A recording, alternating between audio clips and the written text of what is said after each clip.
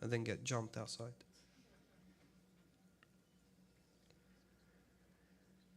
It's very ironic, yeah? When I name a Husayniyya after a particular ethnicity. Because when I say Husayniyya, I'm saying this is Baytul Husayn, yeah? This is Baytul Husayn. This is built in the remembrance of Al-Husayn ibn Ali ibn Abi Talib alayhi salam. Last night we discussed some of the ashab of Al-Husayn alayhi salam. When we take a look at the camp of Abu Abdullah, let's look at these 72, 73 warriors, angelic warriors who have been engraved in the plaques of history and who have been raised and praised by the angels that carry the throne of Allah Azza wa Jal by name. When we look at this progressive camp of Al-Husayn alayhi salam, what do we see? We see the Arab,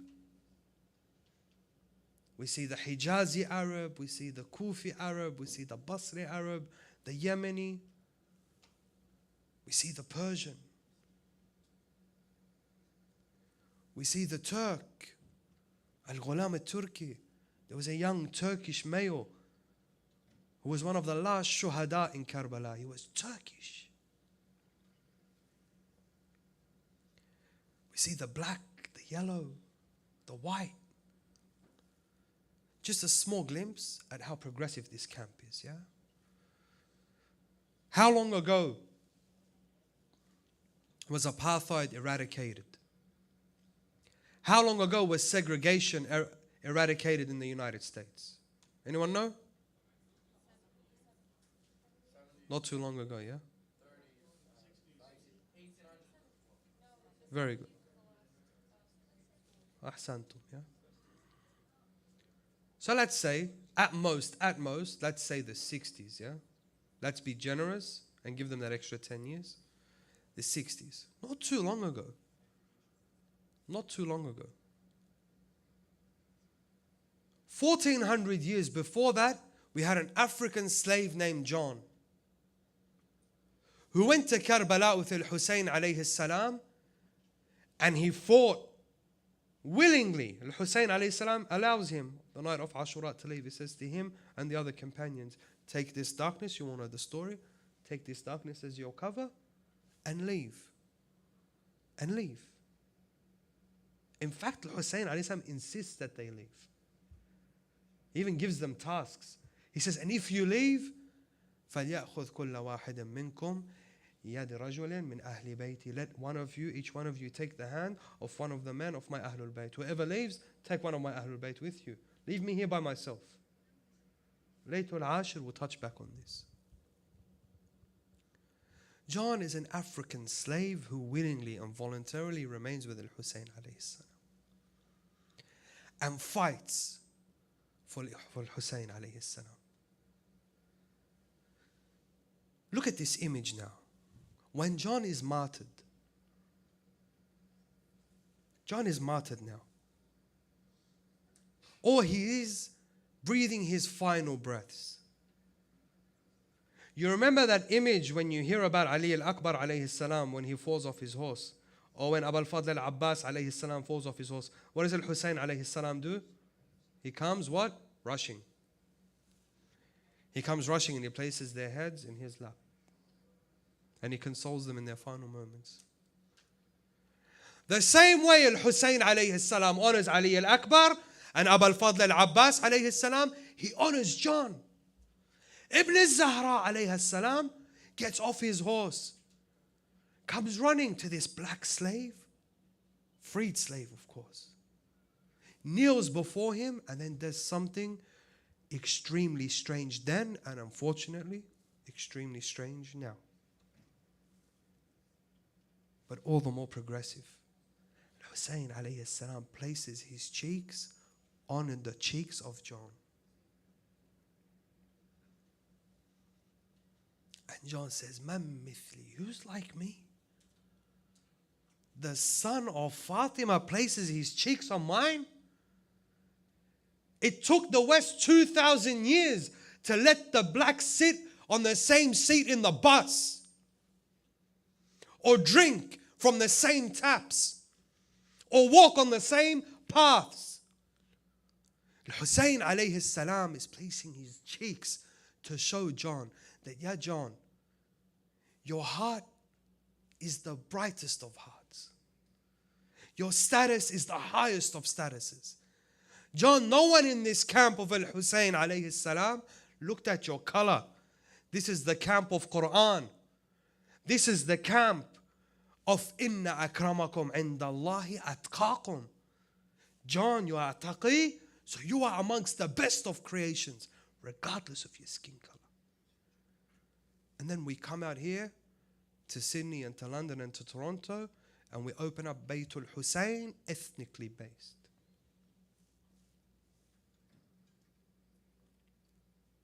Is this not laughable? Have we not become a joke? You know what? And I don't like saying this, but I'll say this. Sometimes I envy the Amma, yeah? Our Sunni brothers and sisters. Because, yeah, they still have some of this, but not to this extent.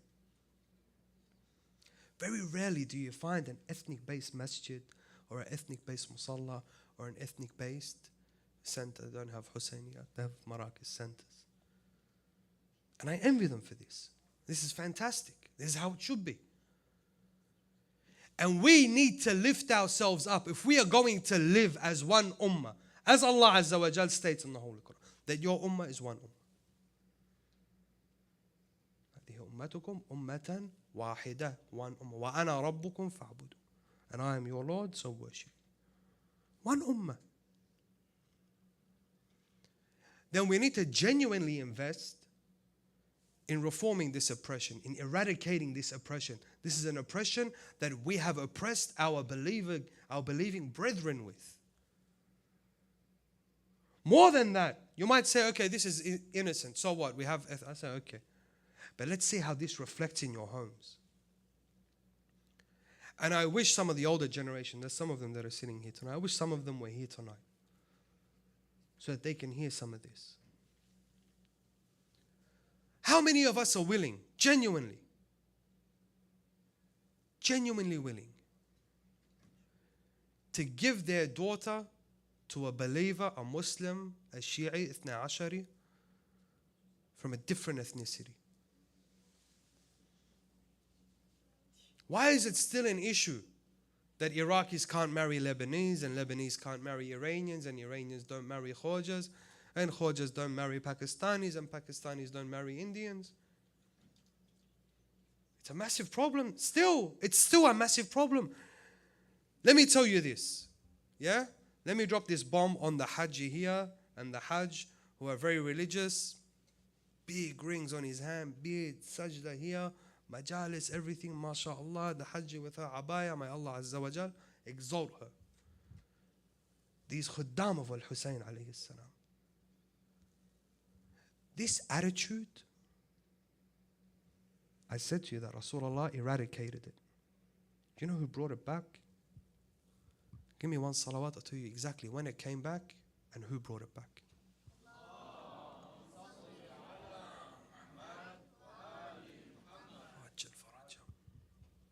We're the Shia of Fatima alayhi salam, aren't we? Thank you very much, brother. We're the Shia of Fatima to Zahra alayhi salam, correct? And we pride ourselves with Sayyidat Nisa al-Alameen. And we gain nearness to Allah Azza wa Jal through her love. And we gain nearness to Allah Azza wa Jal by disassociating ourselves from her killers. Hajj, Hajji, Ammo, Khalto. If you hear me, the one who reintroduced racism into Islam, the one who made the mahr of a non-Arab higher, he had to pay higher mahr than an Arab, the one who made it difficult for a non-Arab to marry an Arab woman, is the murderer of Fatima alayhi salam. The one who killed Fatima salamullahi alayhi. The one who came with the wood and the fire to her house And when it was said to him, Inna fil bayti Fatima wal Hasan wal Hussein, in the house is Fatima and Al Hasan and Al Hussein, he said, Wa in, so what? This is the man who reintroduced systematic racism into Islam.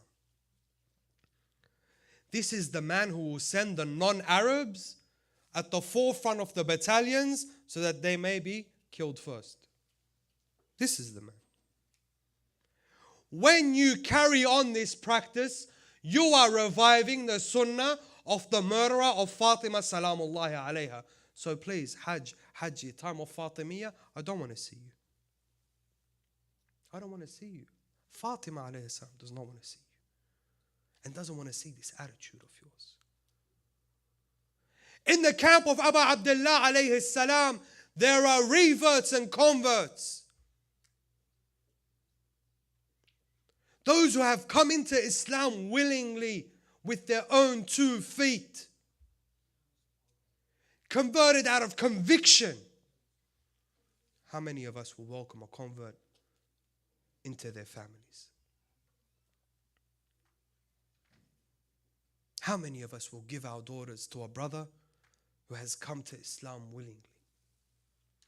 How many of us will give our sons to a sister who has come to Islam willingly, on her own accord? Brothers, sisters, you know our narrations, they elevate the convert, right? They say that the convert, his ranks in the eyes of Allah Azza wa Jal is higher than you and I. I don't know if there's any converts in here, but if there is, hani'an lakum. Because they were not born into it. Because Islam was not cultural. Because Islam wasn't something that's equivalent to tabbuli and dabki, yeah? Something just from their, something from their culture and their tradition, yeah? No, Islam was through conviction. They searched for truth. They studied. They put effort in. They searched for Allah Azza wa Jal and salvation from this miserable dunya. And they came to Muhammad wa Ali Muhammad alayhi salatu wassalam.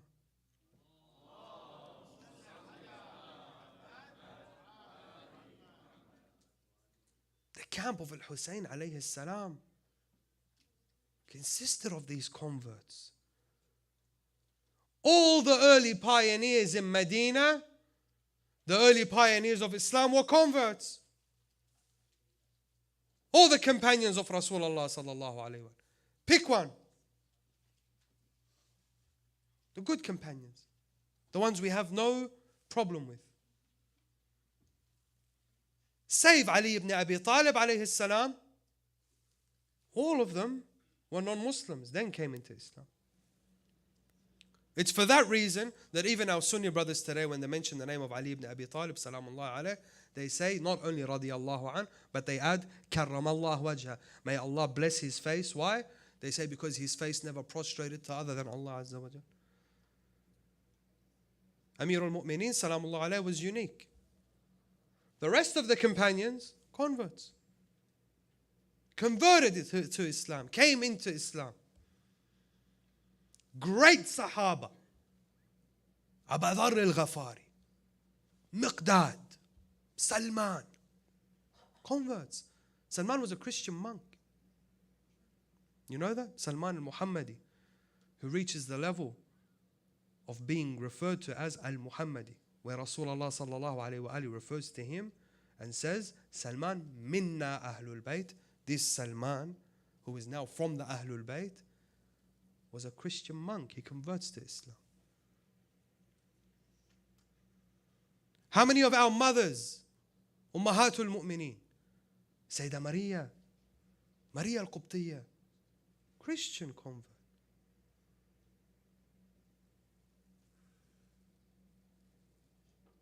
Converts played a major role in establishing Islam.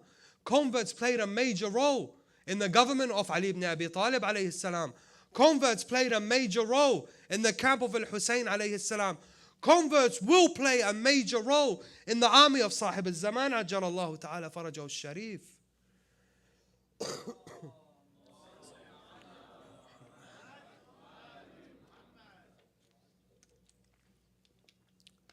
Forgive me if I get carried away. This topic kind of gets under my skin a lot. Because we refuse to see. We refuse to see that once we came under the fold of Islam, once we announced La ilaha illallah, we need to pay attention to what we're saying here. For the barakah, repeat it with me. La ilaha illallah. There is no God. That's how we start. La ilaha. There is no God. Allah demands of you to remove every other identity and ism and God. Disassociate from it. Disassociate from every other idol. And if that idol is your traditions and your customs and your ethnicity, then you must disassociate from it and accept only Allah Azza wa Jalla and His Holy Messenger as your identity. This is your identity. In my first nights here, I mentioned to some of the brothers here, we pride ourselves on our ethnicity. Look, I'm not saying that one should not be proud of their background and their culture and their heritage. It's not what I'm saying, please. Or that one should not have love for the homeland. Yeah, you can love your... Islam encourages that one loves their homeland and protects their homeland and defends their homeland. However, Islam supersedes everything. Muhammad wa Ali Muhammad supersede and override everything. Your primary identity is Islam. You are first Muslim, then you are Lebanese, then you are Khoja, then you are Iraqi. And me personally, I do not see, honestly, can we just think about this for one moment? I cannot understand this ta'assub.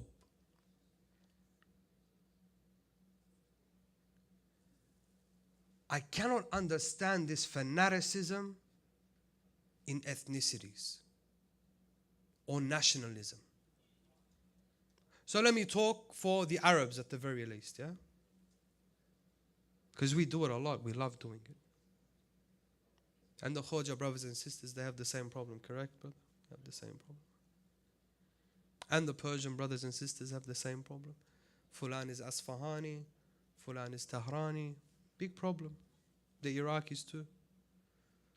Let me talk about us Arabs, yeah, because that's who we are. When I sit there and I pride myself, I am Lebanese. I am Syrian. I am Iraqi. First of all, brother, sister, you did absolutely nothing to earn that title. It just so happened your parents hooked up and you were born there or they were born there. That's all that happened really. You are the result of your parents hooking up. That's it. That's it. That's all that happened really. You did nothing to earn being Lebanese. You did nothing to earn being Iraqi. You did nothing to earn being Palestinian or Jordanian or whatever. You didn't earn it. You did nothing. You're usually proud of things that you earn. Things you worked for. You build up a business, you're proud of it. I built this successful business. You build a house, a monument. I built this house. I built this monument. This piece of art. MashaAllah. You pride yourself. But when it's something you have absolutely nothing to do with, what on earth are you proud of? What on earth are you proud of? Someone explain the madness to me. More than that. Who named you Iraqi? Who named you Lebanese? Who named you Jordanian? Who made this flag with this green tree in it? And this other flag with this triangle and these black stripes? You know who? Your enemies, your colonizers. Those that killed and raped and pillaged our people and our lands. These people sat in an office in London, a small room in London, they didn't give you the dignity of sitting in your lands. They sat in a small office in London. One French guy, one British guy. Sykes and Picot sat together and they said, okay, look, we've colonized these Arabs for a few years now, we're about to leave, but let's not leave before dividing their borders up. They said, okay, what are we going to do? They said, okay, let's draw a line here. This is now Syria, this is now Lebanon. Fantastic. We'll draw a line over here. This is now Jordan. This is now Palestine. And they continue to do that. They did it through Hijaz, and they brought some funny family, named a nation after some strange family, Al Saud. Named the country Saudi Arabia. It's their Arabia. Because people weren't Arab before them. Now you're their Arabs. If you live there, you belong to them. They own you. Your colonizers did this. Your murderers did this. Your occupiers did this to you. And you, me, the poor fool, colonization left, and I held on to the identity that they painted me with. Thank you for drawing this line. I will now identify with it. لبناني برفع راسي. ها؟ والنعم يا حجي أكيد. أكيد. والنعم إذا كان متلازم ومتزامن مع دين محمد وآل محمد. كل شيء خارج دين محمد وآل محمد كفر وشرك. أحسنتم حجي أحسن. أحسن صلوا على محمد وآل محمد.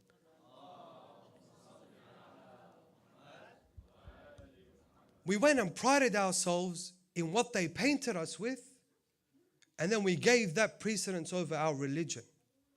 And we come to the camp of Al-Hussein alayhi salam, none of this exists. Nothing. Never once did Al-Hussein alayhi salam ask his companions, where are you from? The Basri, the Kufi, the black, the white, the Persian, the Turk, all the same. When we read their ziyarah, we read, Assalamu alaikum ya awliya Allah. All of them, awliya Allah. Why? Dabu fil Hussein alayhi salam. They melted away in Abu Abdullah salamullah. This is our religion. This is our deen. The more we fracture our communities, the more we disassociate from one another because of race, because of culture. Wallahi, sometimes we do things haram, but no, this is my culture, adat wa ta'alid. No. You have a choice. You have a choice. Do you hold on to culture or do you hold on to religion first? Is Islam your identity? Or is being Iraqi, Lebanese, Croatian, whatever, is that your identity? Which one is your identity? If Allah Azza wa Jal commands from you one thing and your culture commands from you something else, which one do you take? Which one do you take? This is the test of La ilaha illallah Muhammad Rasulullah. You know, racism or this prejudice, this asabiyya, is one of the main reasons Al-Hussein alayhi salam is slaughtered in Karbala. Because originally Banu Umayyah can't fathom, we are Banu Umayyah. Listen, we are Banu Umayyah. We cannot give allegiance to an imam from Banu Hashim. This asabiyya is in their hearts. This prejudice is in their hearts. It's this prejudice that leads to the killing of Al-Hussein alayhi salam. It's this prejudice that fractures the government of Ali ibn Abi Talib alayhi salam. This prejudice that turns the soldiers of Imam al-Hassan alayhi salam against him. This prejudice killed for us imam after imam. When we revive it, we are reviving the enmity towards Muhammad wa Ali Muhammad alayhi salatu wassalam. When we revive it, we are creating a hostile environment for Sahib al-Zaman ajjalallahu ta'ala farajahu al-sharif. I'll end with this inshallah. One day, in another community, I gave a very similar talk. And I got off the minbar, Sallu ala Muhammad wa ali Muhammad.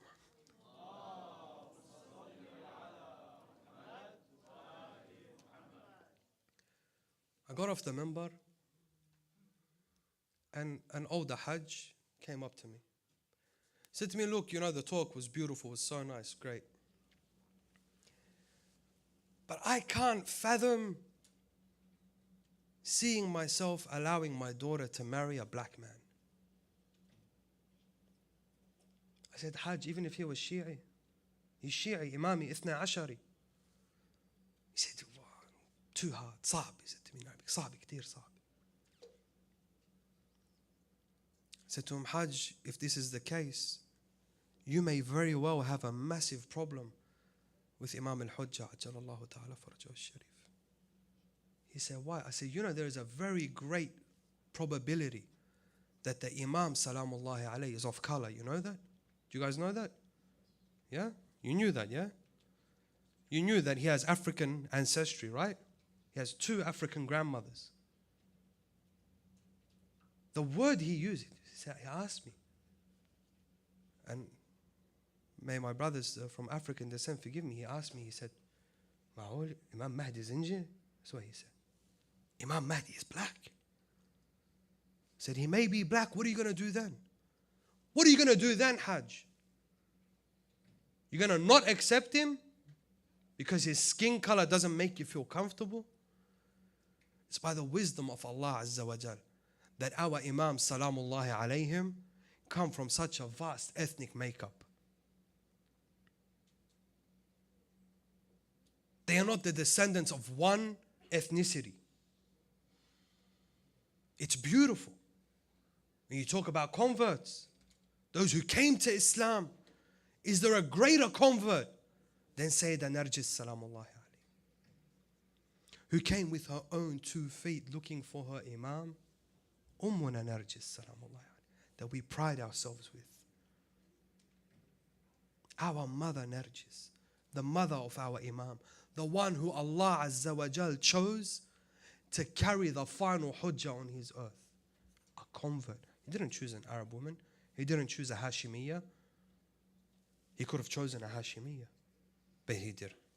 Allah Azza wa Jal in his wisdom chose that the mother of our Imam be of European descent and a convert and the daughter of a Christian father and a Christian mother.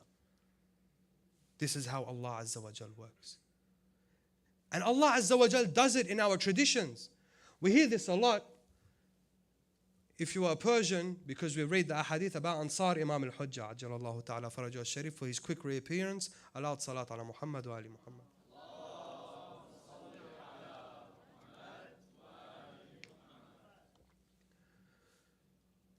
In Lebanon, for example, we pride ourselves because we have we have a hadith about Shia Jabal Amil, that the Shia of Jabal Amil are amongst the Ansar of Imam al-Mahdi. Inshallah. Say inshallah. For Jabal Amil, sallu ala Muhammad wa ali.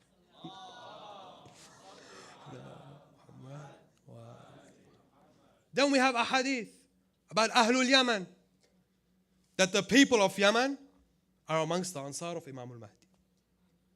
Then we have other narrations about the people of Khurasan. The people of Khurasan are amongst the Ansar. We have a Sayyid al-Khurasani, he's the deputy of the Imam, etc., etc. And in Yemen, a Sayyid al-Yamani. And then we have a hadith about Nujaba al-Iraq, that in Iraq, there are pockets of people who support the Imam. That Ahlul Kufa support the Imam. That Ahlul Basra, and we all pride ourselves. I'm from Masr. We pride ourselves arrogantly without understanding that the Imams are trying to tell us, hey, listen, Ya Shia, all of you have a role. All of you collectively have a role. Whether you're Persian, or you're Arab, or you're African, or you're European. We have a hadith about Europeans that will come, Christian monks, Europeans that will come and convert to Islam under the banner of the Imam alayhi salam.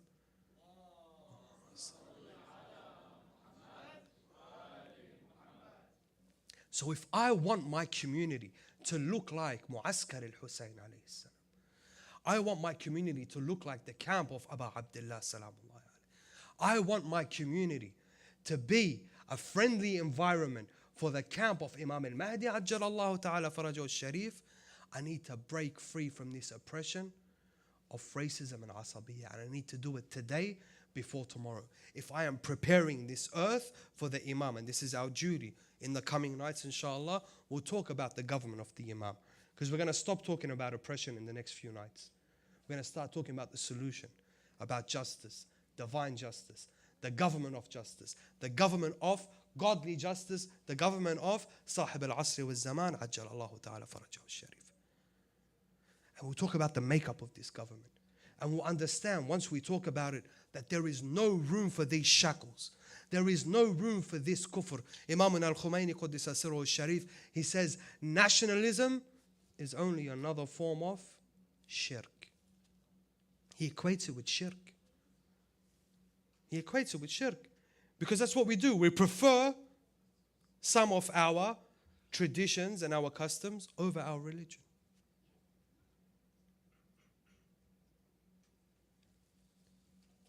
Let's make our communities Mu'askaratul Hussein. Let's start to invite one another into our Husainiyat. Let's visit another Husainiyah.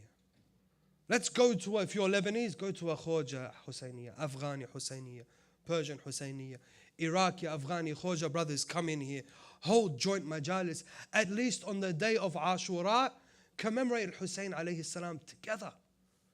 Together, commemorate him.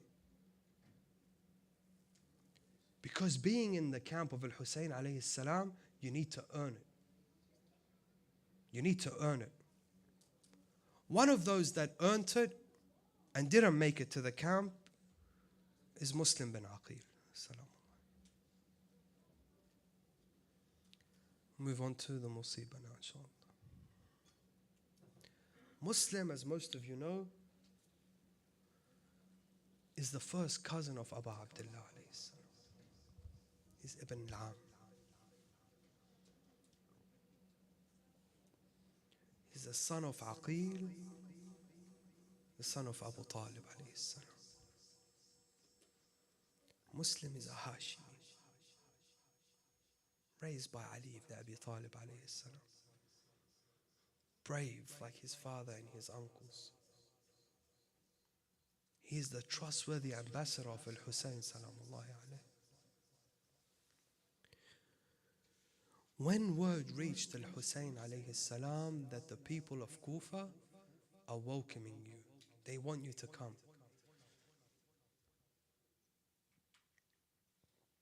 Salamullahi alayhi, he says to Muslim, he says to him, Ya ibn al-Am, go to Kufa and see if their words are correct. Check out the situation. Because now Al-Hussein, salamullahi alayhi, he sees a duty. He says, if there's these thousands of people in Kufa and they're willing to stand with me, then it's my duty to go and stand with them. It's my duty to lead them. So he sends the Muslim. Muslim, salamullahi alayhi, when he first arrives in Kufa, he checks the situation out and he finds that Sahih. Ya Aba Abdullah, it's true. The people of Kufa, they want you. Ya Sahib al-Zaman, forgive me. Allah did not give me a voice for Hazab. To give Muslim his rights tonight. But inshallah, if you can reach into your hearts, close your eyes and envision. Envision Muslim who has come now and he is happy. He is so happy and he cannot wait to send for Hussein alayhi salam. Over 12,000, some of our narrations say 15,000, give their bay'atul Hussein alayhi salam. A Muslim is excited. I'm going to write to Abu Abdullah. Asra' ila al-Kufa. Come to Kufa. The revolution is ready. And he sends this letter off to Hussein alayhi salam. And based on this letter, Hussein leaves Medina. What happens is between this letter leaving Medina, leaving Kufa, and Al-Hussein alayhi salam departing Medina, there's a change of guard in Kufa. Yazid's Amir in Kufa at the time is removed and Ubaydullah ibn Ziyad is placed in charge of Kufa. He's sent to Kufa to take command of it. Historians say Ubaydullah ibn Ziyad, this Mal'un ibn Abi, the son of an illegitimate relationship, la'anahullah. Before this he was in Basra. And under the command of Muawiyah was responsible for the killing of the Shia and the slaughtering of the Shia all over Iraq. His hatred for Ali ibn Abi Talib alayhi salam flows in his veins. So Yazid, when he fears a revolution in Kufa, he says, only Ubaidullah, only the son of adultery can stop this. This Mal'un, when he arrives at the gates of Kufa, he stops his soldiers and he asks them all to cover their faces. And they enter Kufa with their faces covered. The people of Kufa, they see this massive army with this large man at the front of it. What do they think? They think Al-Husayn alayhi salam has finally come to Kufa. They rush out to their rooftops on the streets, welcoming Al-Husayn alayhi salam. When Ibn Ziyad is finally in the middle of Kufa, he removes his face mask and the people are now petrified, because now he knows. Ubaidullah now knows, Ibn Ziyad knows who is a supporter of Al-Husayn alayhi salam and who isn't.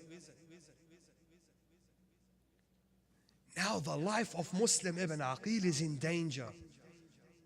Our narrations say that Dhuhr, Salatul Dhuhr, before Ibn Ziyad came into Kufa, Muslim bin Aqil had thousands praying behind him. And when it came for Maghrib, he only had a very few. Some narrations say 5, some say 8. 5 or 8 or 10, the point is nobody would now accept Muslim in their homes. Has any of you ever been a stranger in a city?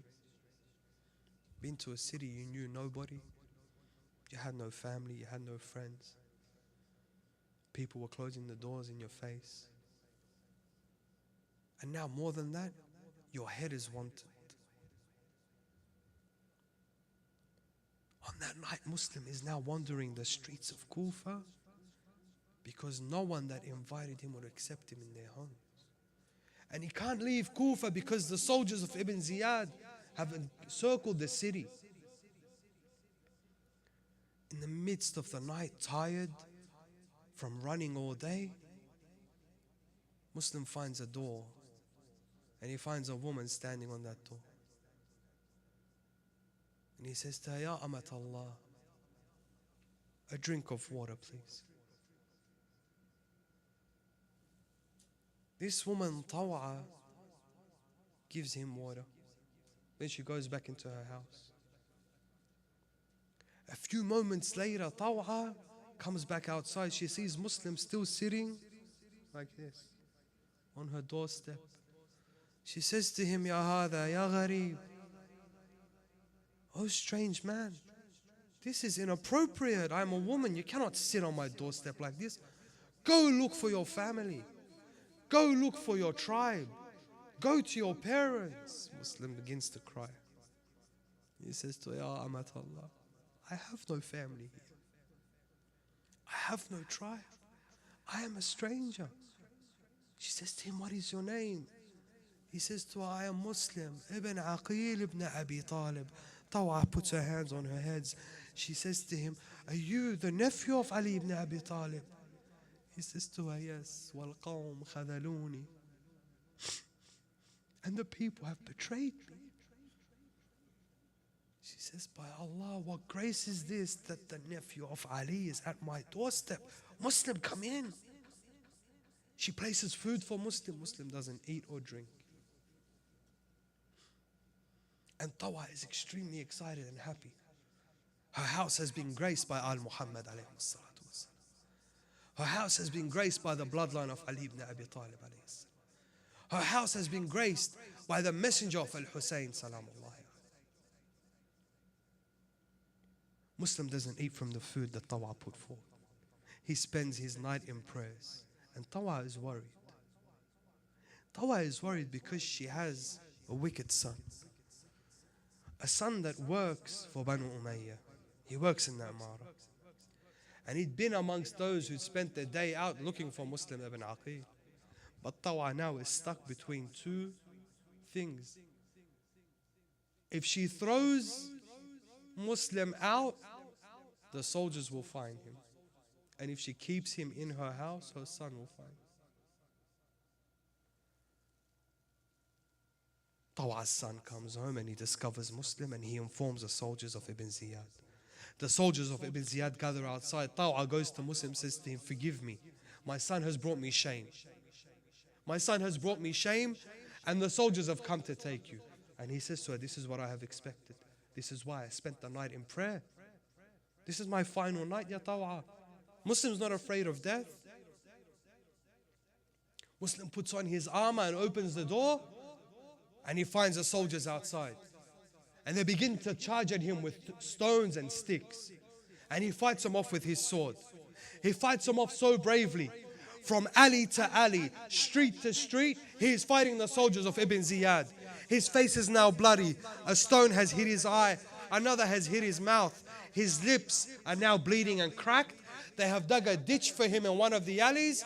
Muslim, as he is fighting them off, falls into his ditch, and one of them stabs him in the back. Muslim is now disarmed, and they have carried him. You know, in Arab customs, one of the good customs we have as Arabs is that we look after our guests. Can you imagine the embarrassment Tawa had? It is as if Tawa was following this battle with Muslim from one neighborhood to another, telling the people of Kufa, my right as an Arab, do not embarrass me in front of my guest. This is a guest. In the time of Jahiliyyah, before the Prophet, we showed our guests honor and dignity. Now in Islam, this is how we treat our guests, let alone the nephew of Ali ibn Abi Talib alayhi salam. Muslim is taken to the Amara before Ibn Ziyad. He's thirsty. He's bleeding. He's tied up. He's beaten and he's stabbed. Yet he stands in front of Ibn Ziyad. They bring forth for him some water. The narration says he comes to drink from the water, but his lip was so badly beaten that a chunk of it fell into the water. And the blood mixed in with it. He couldn't drink it anymore because it's najis. Muslim begins to weep. One of the soldiers of Ibn Ziyad says to him, why are you weeping? The one who has come here demanding what you have demanded, i.e. demanding the government of Al-Muhammad, doesn't weep over death and shahada. You're supposed to welcome it. He says to him, wayhak, woe unto you. You think I'm afraid of death? He says, وَلَكِنْ أَبْكِي عَهَذَا لِغَرِيبٍ. I cry for this stranger that's on his way here. I beg you, let me just send him a message, a letter. Do not come to Kufa. Ibn Ziyad says to him, don't let him do anything. Take him up to the roof of the Amara, decapitate him and throw his body down. And they take Muslim up tied. He says to them just before, please, let me perform my salat. They allow him to perform 2 rak'at. He finishes these 2 rak'at and he faces the direction of Abu Abdullah alayhi salam. And he calls out, Ya Mawla, Ya Hussein, alayka minni salam.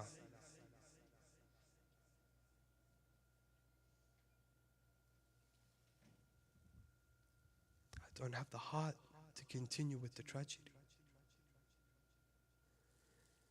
As soon as this happens, they grab Muslim. He stands on the roof of the Amara. The same Amara before him, Maytham al-Tamar was thrown off.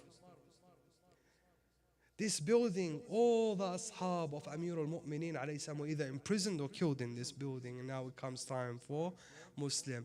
And the last thoughts in Muslim's mind, it's not about himself or death or being thrown. Muslim is only concerned about Hussein, Hussein, Hussein. Hussein doesn't know about this treachery yet, and he's already left Medina. Muslim is now decapitated and thrown from the top of the building. His head lands first and then his body. Then his body is dragged through the streets of Kufa. And word reaches Abu Abdullah alayhi salam. He puts his head down and says, Inna lillah wa inna ilayhi raji'un. But here's the tragedy of Muslims. In the camp of Al-Hussein alayhi salam is a little girl named Hamida. Hamida is the daughter of Muslims.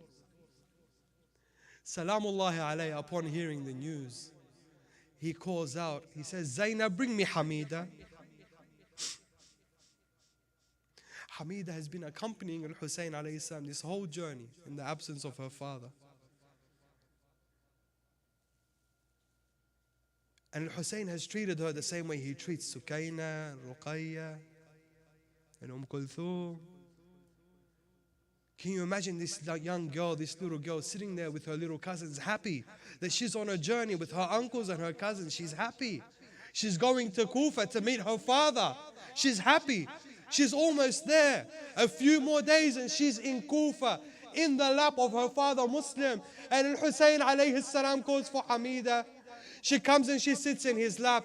Al-Hussein salamullahi alayhi begins to run his hand over her head. She says to him, Ammi Hussein, Uncle Hussein, why are you treating me like an orphan? Has anything happened to my father? Al-Hussein alayhi salam again runs his hand over her head. And he says to her, عظم الله لك الأجر بأبيك مسلم. Zainab alayhi salam hears this and she cries out, Wa Muslima, Wa Madluma, Wa Shahida. Hamida can't comprehend. She says, what do you mean? He says to her, you are like my daughters now.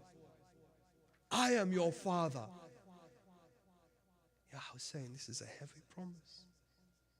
You were there to comfort Hamida. But after the day of Ashura, when the caravan of Al-Hussein alayhi salam left Karbala and went to Kufa, and then from Kufa to Sham, with the heads of Abu Abdullah alayhi salam and Abu al-Fadl and Ali al-Akbar alayhim salam being carried on the spears and entering into the court of Yazid with these heads. Hussein has a daughter named Sukaina, named Ruqayya. Ruqayya was Habibatul Hussein. Historians say Ruqayya never sleeps unless she sleeps on the chest of her father Abu Abdullah alayhi salam. It's the only way she could sleep, salamullah. So you can imagine for days on end, Ruqayya doesn't sleep.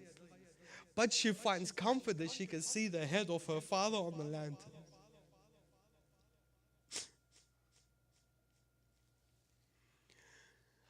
After the speech of Sayyidah Zainab and Imam Zainul Abidin alayhum salam in the courts of Yazid, Yazid demands that they be taken and placed in the dungeons. Sitting in the dungeons, Ruqayya alayha salam, she has a dream. She has a dream, she sees her father. In the dream, her father says to her, come to me, Ya Ruqayya. And he takes her and he smells her and she smells her father. When she wakes up from this dream, she turns around and she says to her auntie, Amma, where is my father? He was just here. He was with me. She says to her, Ruqayya, you know your father is long gone, Ruqayya. What's wrong? She says to her, no, Ya Amma, he was here with me in the cell. And he promised that he's going to take me. Amma, I want my father. Bring me my father. And her cries reach Yazid la'anahullah. When he questions and he asks, what is wrong? What is this crying and weeping? They say to him, the daughter of Al-Hussein, she demands her father. He says, take his head and give him to her. And they bring the head of Al-Hussein alayhi salam on a gold or silver platter. And they bring it in to Ruqayya. Ruqayya says, why do you bring me food? I don't want food. I want my father. When she opens up the platter, she sees the head of Abu Abdullah alayhi salam, bloodied and bruised. Ruqayya alayhi salam takes the head of her father. The women, Zainab, begin to mourn and weep. Ruqayya takes this head and she places her cheeks on the cheeks of her father. And she closes her eyes. Imam Zainul Abidin alayhi salam is sitting in the corner and he's watching and he says, Ya Amma, oh auntie, remove her. إنها فارقت الحياة. She has left this dunya. She's no longer sleeping. Auntie Zainab Ruqayya is dead. Remove her. Zainab alayhi salam comes. Ruqayya, wake up. Amma, please. We can't take this anymore. And she finds the body of Ruqayya lifeless and Ruqayya smiling. She leaves this world hugging the head of her father, Abu Abdullah alayhi salam. Ya Hussein, nobody could console Ruqayya the way you consoled Hamida. No one comforted Ruqayya the way you comforted Hamida, Ya Abu Abdullah. You comforted all of the orphans, but your orphans, no one was there to comfort them. Inna lillah wa inna ilayhi raji'un. سيعلم الذين ظلموا آل محمد أي منقلب ينقلبون والعاقبة للمتقين والحمد لله رب العالمين. اللهم صل على محمد وآل محمد وعجل فرجهم ولعن عدوهم. اللهم إنا نرغب إليك في دولة كريمة تعز بها الإسلام وأهله وتذل بها النفاق وأهله وتجعلنا فيها من الدعاة إلى طاعتك والقادة بمحمد وعترته الطاهرة صلواتك عليه وعليهم أجمعين.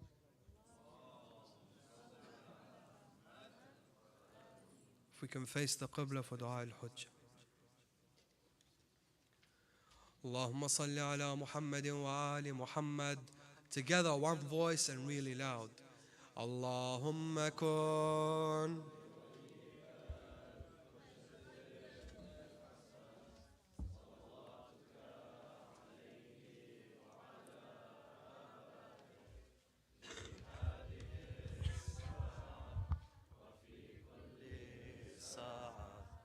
وليا وحافظا وقائدا وناصرا ودليلا وعينا حتى تسكنه أرضك طوعا متعه فيها.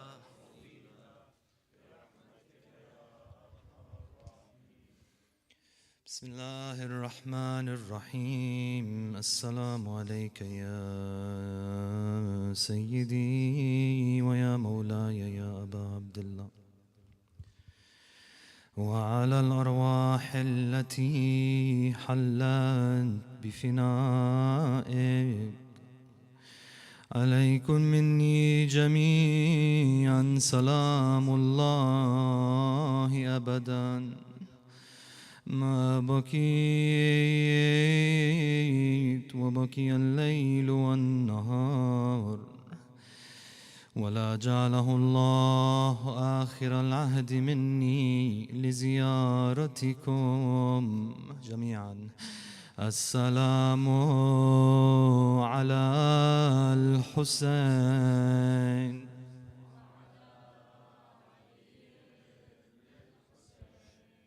وعلى أولاد الحسين وعلى أصحاب الحسين.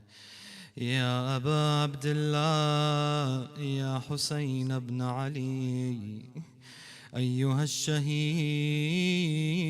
يا ابن رسول الله يا حجة الله على خلقه يا سيدنا ومولانا. إنا توجهنا واستشفعنا وتوصلنا بك إلى الله وقدمناك بين يدي حاجاتنا يا وجيها عند الله.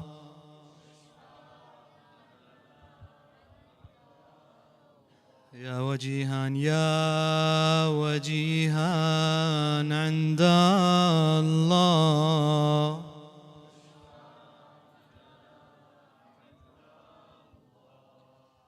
السلام عليك يا وارث آدم صفوة الله. السلام عليك يا وارث نوح نبي الله. السلام عليك يا وارث إبراهيم خليل الله. السلام عليك يا وارث موسى كليم الله. السلام عليك يا وارث عيسى روح الله. السلام عليك يا وارث محمدا حبيب الله. السلام عليك يا وارث أمير المؤمنين عليه السلام. السلام عليك يا ابن محمد المصطفى.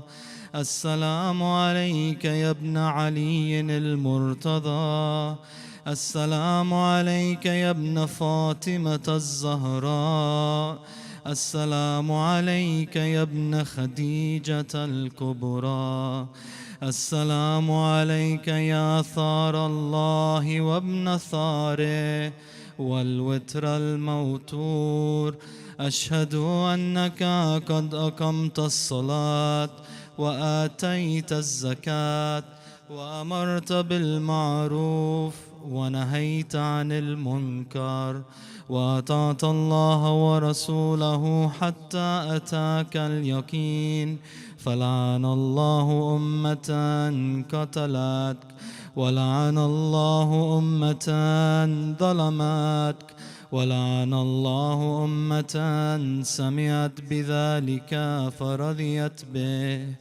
يا مولاي يا أبا عبد الله، أشهد أنك كنت نورا في الأصلاب الشامخة والأرحام المطهرة، لم تنجسك الجاهلية بأنجاسها ولم تلبسك من مدلهمات ثيابها.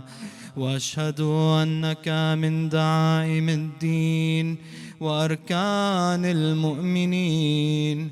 وأشهد أنك الإمام البر التقي الرضي الزكي الهادي المهدي.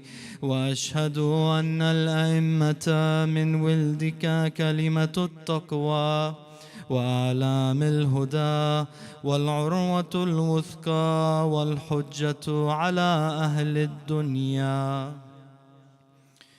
وأشهد الله وملائكته وأنبياءه ورسله إني بكم مؤمن وبإيابكم موقن بشرائع ديني وخواتيم عملي، وقلبي لقلبكم سلم وأمري لأمركم متبع.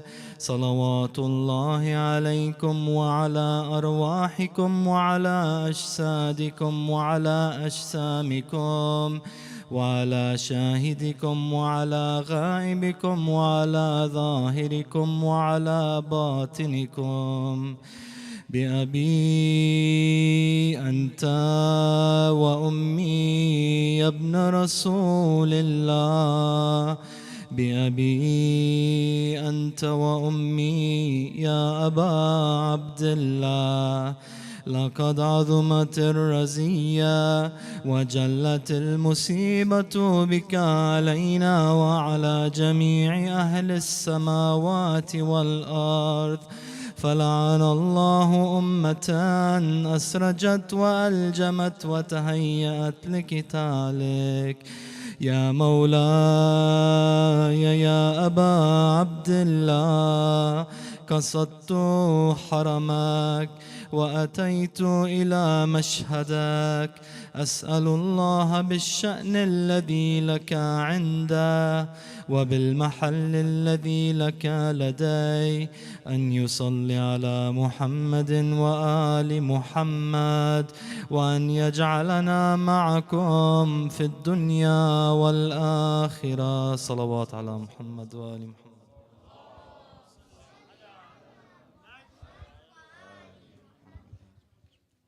صلوا على محمد وآل محمد. If the sisters can just move back a bit, we're gonna just pull the divider back so the brothers can have some space to form a circle in the front. Inshallah, brothers, please come to the front. Do not be shy. Tonight is the night of Muslim Aqeed.